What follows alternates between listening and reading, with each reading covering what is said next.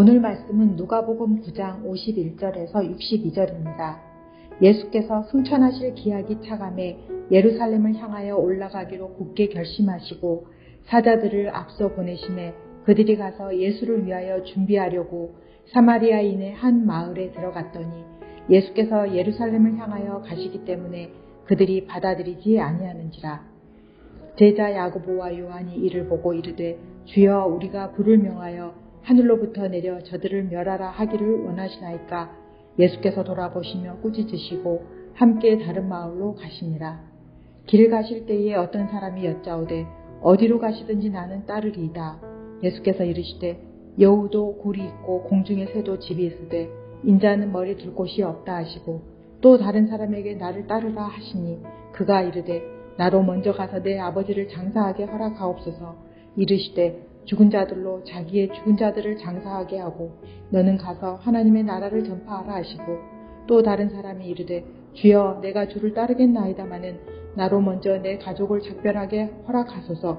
예수께서 이르시되 손에 증기를 잡고 뒤를 돌아보는 자는 하나님의 나라에 합당하지 아니하니라 하시니라. 아멘. 유대인이 야고보와 요한이 예루살렘으로 가기 위해 지나가는 길을 거절하자 이들은 불이 하늘로부터 오게 해서 저들을 다 멸하게 하시는 게 어떠냐고 예수님께 이야기를 합니다. 하늘에서 불 내리는 이야기는 오래전에 엘리야 선지자가 하늘에서 불을 내린 적이 있었던 장면을 떠올리게 하는데요.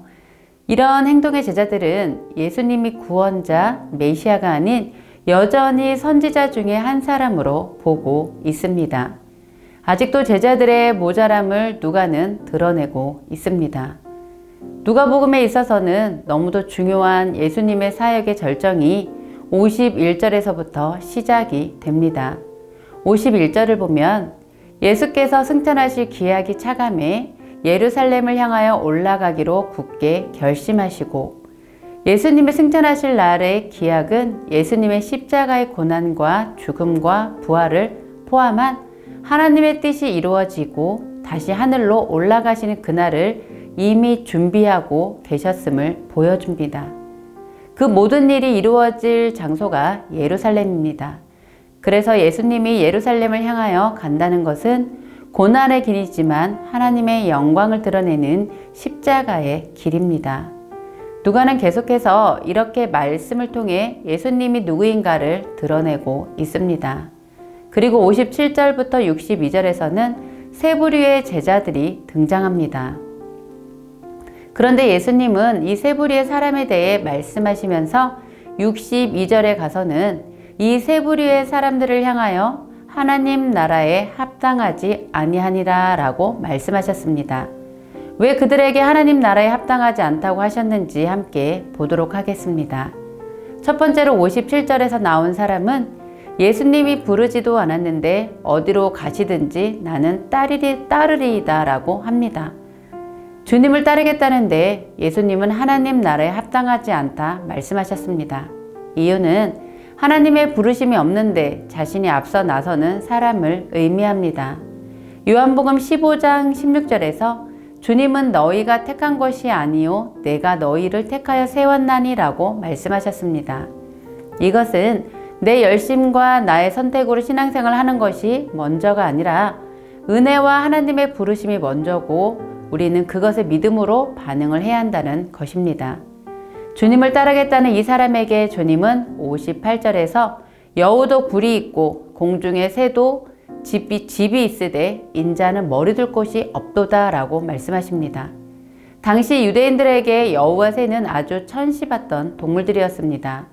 유대인이 싫어하는 다른 인종들을 표현할 때 여우나 새 같은 사람들이라고 표현했는데 하물며 그들도 거처가 있는데 나는 머리 둘 곳이 없다고 말씀하십니다. 이유는 예수님 가시는 그 길은 안정적이거나 행복을 추구하는 길이 아니다라는 것입니다. 예수님이 가시는 길은 십자가 고난의 죽음의 길을 말씀하신 것입니다. 우리도 예수님께서 부르시는 제자와는 다른 모양의 신앙을 통해서 내 머리 둘 곳을 찾고 안정될 곳을 찾고 그게 돈이든 명예든 자녀의 성공이든 우리는 안정을 찾으려고 할 때가 있습니다. 나의 안정을 찾고자 주님보다 내가 먼저 나서는 그런 모습들은 없는지 고민하셨으면 좋겠습니다. 그러기에 하나님 나라의 유익을 먼저 구하는 사람이 되기 위해서 우리는 늘 성령의 도우심을 간구해야 합니다. 주님께 그 예루살렘의 길을 함께 가자고 초청받은 우리들이기에 우리의 힘으로 갈 수 없는 그 길을 성령의 도우심으로 함께 갔으면 좋겠습니다. 두 번째, 오실 구절 사람은 나를 따르라라는 주님께 부르심을 받은 사람입니다. 그런데 이 사람은 먼저 가서 내 아버지를 장사하게 허락하옵소서라고 합니다. 당시 유대인에게 있어서 부모에 대한 효도는 아주 중요했으며 특히 장사 지내는 일은 아주 큰일이었습니다. 그러나 예수님은 효와 신앙을 갈등에 두고 하시는 말씀이 아니라 우선순위에 대해서 말씀하고 계십니다. 하나님께 선택받은 유대인들은 율법은 중요시했지만 하나님을 우선순위에 두고 온전한 순종을 원하지 않고 늘 율법의 잣대로 변명이 많았던 사람들이었습니다. 세 번째 사람은 61절에서 가족에게 작별 인사하고 주를 따르겠다라고 합니다. 그런데 예수님은 손에 쟁기를 잡고 뒤를 돌아보는 자는 하나님 나라에 합당하지 않다라고 말씀하십니다. 세 번째 사람은 주님을 따르면서 자꾸 뒤를 돌아보는 두 마음을 품는 사람을 말씀하고 계십니다. 두 마음을 품는 것은 섬기는 주인이 둘이 있는 것입니다. 반은 주님께, 반은 세상의 것에 마음을 두고 있는 성도들이기 또 합니다. 제대로 앞을 향해 가지 못하고 뒤돌아보면 세상에 미련을 두는 것을 말하는 것이 두 마음을 품은 사람입니다. 이런 사람은 하나님 나라에 합당한 사람이 아니라고 말씀하고 계시는 것입니다. 예루살렘으로 가는 길에 예수님을 따라서 같이 가기 어려운 사람들을 표현하였습니다. 참 생명의 길, 죄와 죽음을 넘어서는 생명의 길은 십자가의 길은 좁고 험하고 힘들게 보입니다. 거처도 없이 내일 잘 곳이 어디인지 안정과 어떤 행복 추구와 이런 것과는 거리가 먼 삶입니다. 그러나 우리의 궁극적인 삶의 목적은 하늘에 소망을 두고 있기 때문에 하나님만이 주실 수 있는 위로와 평강이 반드시 있습니다. 주님께서 예루살렘으로 가는 길은 세상적으로 보았을 때는 죽음의 길 같지만 그 길이 바로 많은 생명을 살리는 생명의 길인 것입니다.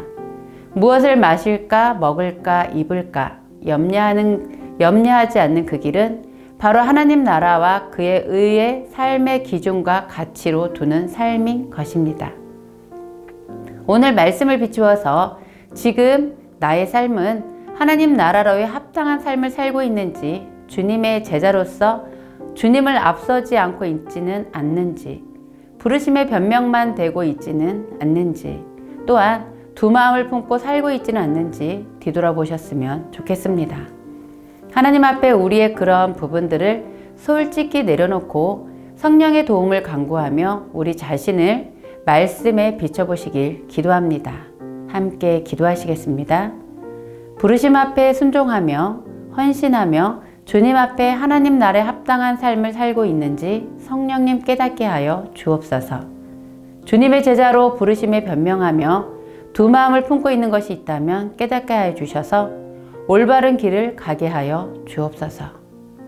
바쁘게 빨리 열심히 가지 않고 올바른 길을 가고 있는지 우리 자신을 살피며 주님 따라갈 수 있는 주님 제자들 되는 저와 성도님들 되시기를 기도합니다.